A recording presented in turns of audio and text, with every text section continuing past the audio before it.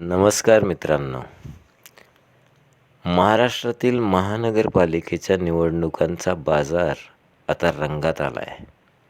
हा निवडणुकांचा बाजार खऱ्या अर्थाने गाढवांचा आणि खेचरांचा बाजार आहे, हे स्पष्टपणे दिसतंय.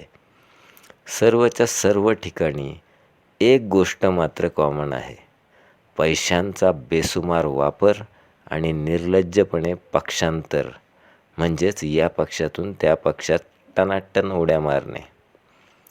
या सर्व वातावरणात तुम्हाला एक गोष्ट प्रकर्षाने जाणवत असेल: बेरोजगारीच्या विळख्यात अडकलेले कार्यकर्ते, ज्यांना पडीक झडीक कार्यकर्ते म्हणून हिणवलं जातं, अशा कार्यकर्त्यांची जमवाजमव चालू आहे.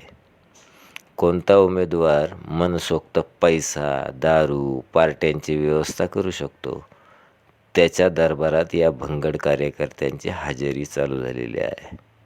असो मित्रांनो, ही बेसिक माहिती बाजूला ठेवून आपण या गाढवांच्या बाजारावर थोडंसं बोलू. महानगरपालिका जनतेची कुठली कामं करण्यासाठी असते, म्हणजे महानगरपालिकेनं जनतेची काय कामं करायची असतात, तर ती सर्व कामे म्हणजे नागरिकांकडून मिळणाऱ्या करातून सोयीसुविधा उपलब्ध करून देणे.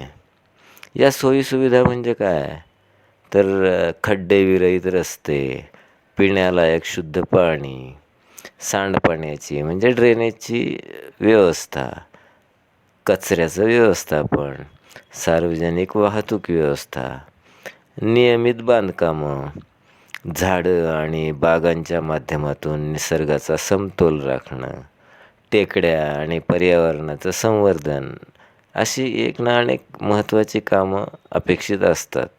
आता ही कामे योग्य प्रकारे मार्गी लावण्यासाठी इच्छाशक्ती, विकासाची दृष्टी आणि अभ्यास असलेल्या लोकांना नगरसेवक म्हणून महापालिकेत पाठवणं हेच जनतेचं काम. पण काहीही करून नगरसेवक व्हायचंच असा होरा असलेले अनेक हडेलहप्पी कार्यकर्ते ही निवडणूक लढवण्यासाठी अक्षरशः तडफडत असतात, तळमळत असतात. आपल्याला नगरसेवक का व्हायचंय याचं सबळ प्रबळ कारण सांगण्याची सुद्धा कित्येकांची पात्रता नसते. मग हे लोक ज्या कुठल्या पक्षाकडून आपण खात्रीने निवडून येऊ शकतो अशा पक्षांमध्ये प्रवेश करतात. आता अशा उमेदवारांकडून आपण काय अपेक्षा ठेवायच्या? विकासाच्या दृष्टीचा बोजवारा, कुठल्याही विचारधारेशी कसलंही देणं घेणं नाही, अफाट पैसा आहे म्हणून त्या जीवावर आपण निवडणूक जिंकणारच हा माजुरडेपणा, हीच काय या उमेदवारांची पात्रता? गाढवाच्या पाठीवर ओझं लादलं, मग ते ओझं कशाचं आहे? त्या गाढवाला त्याच्याशी काहीही देणं घेणं नसतं. आपण माती वाहतोय का विटा वाहतोय, का स्मगलिंग केलेली हत्यारं वाहतोय, का RDX सारखी स्फोटकं वाहतोय, काहीही विचार नाही. आपण आपल्या देशाच्या लोकशाहीचा मुर्दा अख्खा किंवा तुकड्या तुकड्यात वाहतोय याचं भानही या गाढवरूपी उमेदवारांना राहत नाही.